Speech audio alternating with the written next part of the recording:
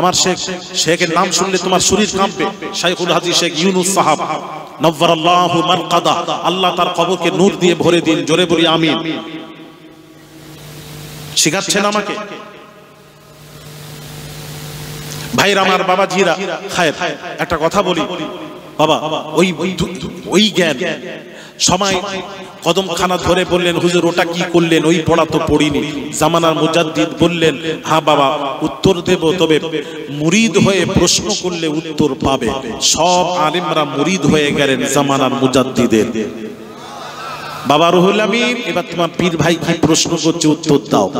আল্লামা বসিরহাটি হুজুর বললেন, আমার পীর ও মুর্শিদ যখন আমাকে অনুমতি দিলেন, আমি জাহিরি চক্ষু বন্ধ করলাম, ডান দিকে তাকালাম, দুনিয়ার এক প্রান্ত পর্যন্ত আমার অন্তর চোখে ভেসে উঠলো। আমি রুহুল আমিন কিছুই দেখতে পেলাম না।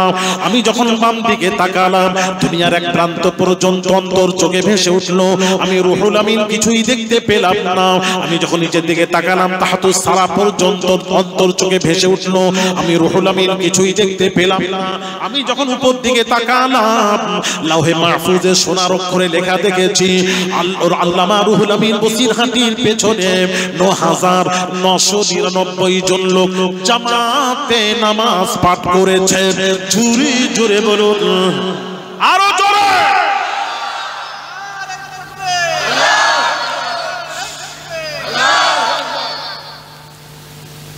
ভাইরা আমার, বাবাজি,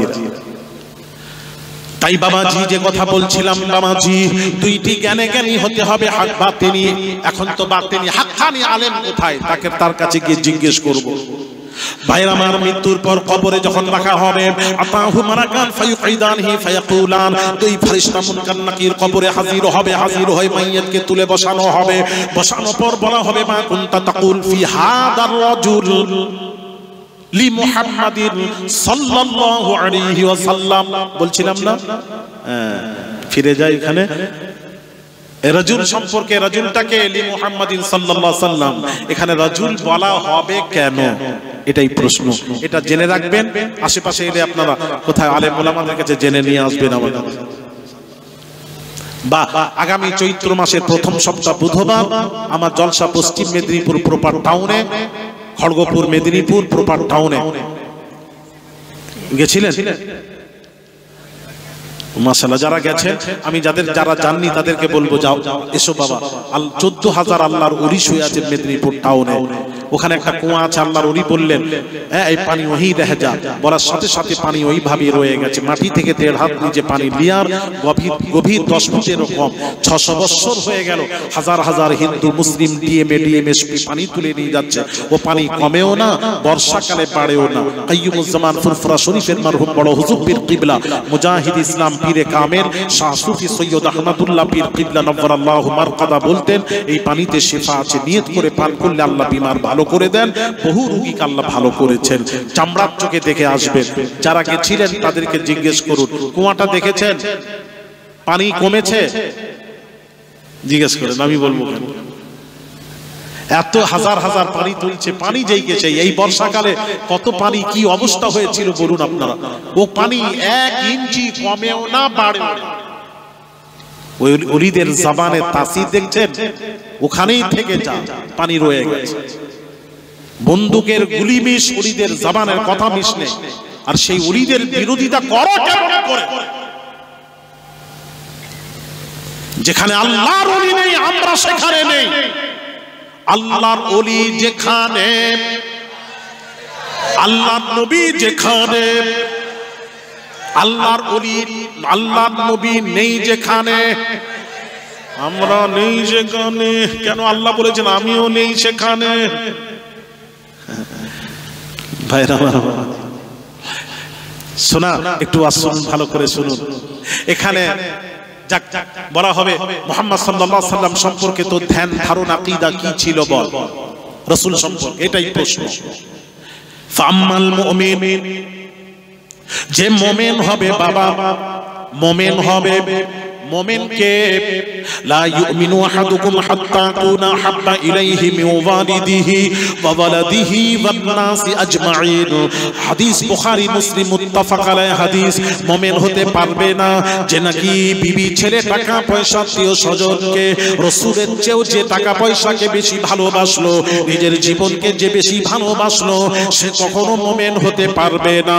মুমিন ওই ব্যক্তি যে নাকি বিবি ছেলে টাকা পয়সা আত্মীয় স্বজন এমনকি নিজের জীবনের চেয়েও যে আমি রাসূলুল্লাহকে ভালোবাসলো, ওই ব্যক্তি হলো কামেল মুমিন। তাহলে যে মুমিন হবে নবী ছাড়া কিছুই বোঝেন না। যারা কিছু বোঝে না, বাবা কিছু বোঝে না। হযরত আব্দুল্লাহ ইবনে উমর রাস্তা দিয়ে চলে যাচ্ছিলেন, এমন সময় এক জায়গায় 2 রাকাত কাসারের নামাজ পড়লেন। কাসার পড়লেন, 2 রাকাত পড়লেন। ওনার সাথী সঙ্গীরা বললেন, কি বললেন শুনেন। ওরে আব্দুল্লাহ ইবনে উমর, আপনি তো কাসার যে পড়লেন, কাসার তো কোরআনে নেই। কাসার তো কোরআনে নেই, কোথায় পেলেন? হযরত আব্দুল্লাহ ইবনে উমরের উত্তরটা শুনুন, হাদিসটা শুনুন। আব্দুল্লাহ ইবনে উমর উত্তর দিচ্ছেন, লা না'লামু শাইআ, লা না'লামু শাইআ। আব্দুল্লাহ ইবনে উমর উত্তর দিচ্ছেন, আমি রাসূলুল্লাহ ছাড়া কিছু বুঝি না।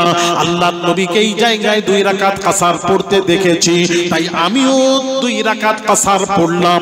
নবী পড়েছেন তাই পড়লাম, কোরআনে থাক চায় না থাক, নবী পড়েছেন ওটাই আমার জন্য দলিল।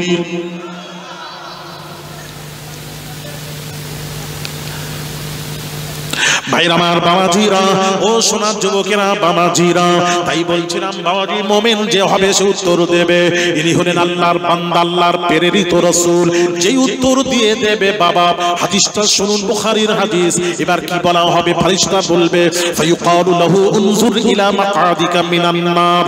ওই দেখ তোর জঘন্য ঠিকানাটা দেখে নে, জাহান্নামের জঘন্য স্থানটা দেখে নে। কি ছিল পূর্বে, কি ছিল দেখ, কি ছিল দেখ।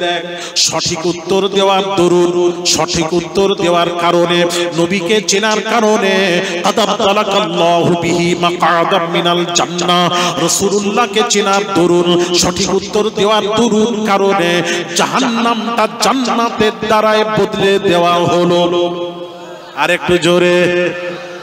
এখানে কিন্তু বলা হয়নি নামাজ, রোজা, হজ, যাকাতের কারণে জাহান্নামটা জান্নাতের দ্বারায় বদলে দেওয়া হলো, এটা বলা হবে না বাবাজি, এটা বলা হবে না।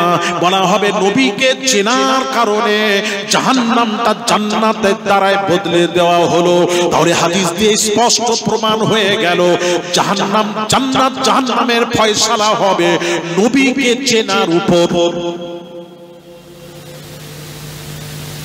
নামাজ রোজার উপর নয়।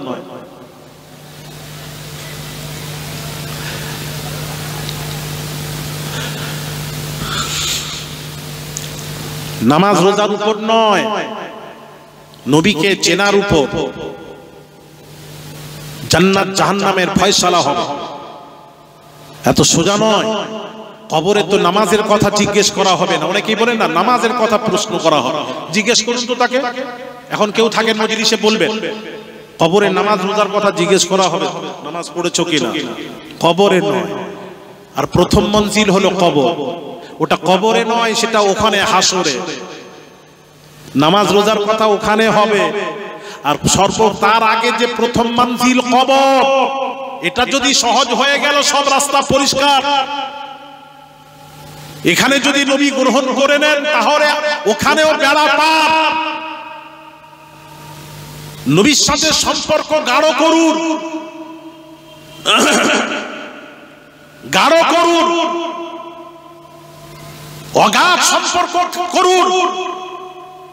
নবী ছাড়া কিচ্ছু বুঝি না, পাগল হন, নবীর আশিক হন, নবীর দিওয়ানা হন সাহাবীদের মতো। হযরত উসমান গনি রাদিয়াল্লাহু তাআলা আনহুকে নবীজি বললেন, উসমান মক্কায় যাও, কাফেরদের সাথে পরামর্শ করে আসবে যাও, আমি সামনের বছর হজ পাকে যাব। উসমান গনি রাদিয়াল্লাহু তাআলা আনহু মক্কায় গেলেন, কাফেরদের সাথে পরামর্শ করে ফেরত আসছেন। মক্কার কাফেররা বলল, উসমান চলেই যাচ্ছ, কাবার তওয়াফটা করে নাও। উসমান গনি বলছেন, আমি কাবার তওয়াফ করব না, করব না, করব না। আমরা তো কাবা বেশি বুঝি তো, শুনে নেন ভালো করে, মা বোনের আওয়াজ শুনুন। উসমান গনি নবীর সাহাবী জিন্নুরাইন, দুই নূরের অধিকারী উসমান গনি রাদিয়াল্লাহু তাআলা আনহু বলছেন, আমি কাবা তওয়াফ করব না। কেন তওয়াফ করবেন না? আল্লাহর ঘরের সাথে কি আপনার কোনো দ্বন্দ্ব আছে? উসমান গনি বলছেন, না, দ্বন্দ্ব নেই। ইন্না আউওয়ালা বাইতি উদিয়া লিন-নাস, মুসলমানদের প্রথম ঘর হলো বাইতুল্লাহ, এই ঘরের সাথে আমার কোনো দ্বন্দ্ব নেই। তাহলে করবেন না কেন? কাবা তওয়াফ করবেন না কেন? উত্তরটা শুনে নিন, উত্তরটা শুনুন।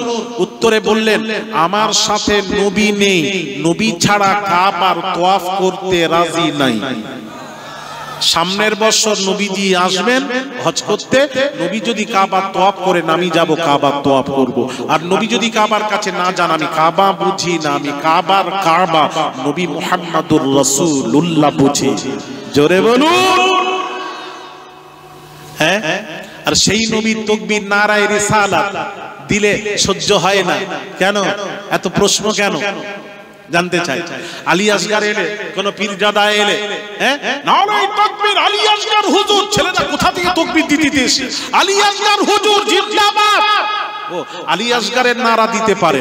আর যার ওসিলায় কুল কায়নাত সৃষ্টি, যে নবী গ্রহণ না করলে বাঁচার কোনো রাস্তা নেই, সেই নবীর নারা দিতে কি গায়ে জ্বালা লাগে? মাশাআল্লাহ, হুজুরের এই জলসাটি শুনে খুব ভালো লাগলো। যদি আপনাদের ভালো লেগে থাকে তাহলে আমাদের চ্যানেলটাকে লাইক, শেয়ার, কমেন্ট, সাবস্ক্রাইব করে পাশে থাকবেন।